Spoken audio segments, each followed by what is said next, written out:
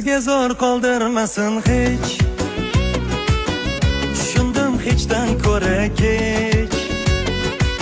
Tanhoman deb o'ylamang hech, sizdan-da yaxshilari bor. Oy bo'lsangiz o'zingizga, ko'rsatay hali ko'zingizga. Ey, ehtiyot bo'ling so'zingizga, sizdan-da yaxshilari bor. Har kun kelar deb yo'lim poylagan, uzun sochlariga sog'inchlar boylagan.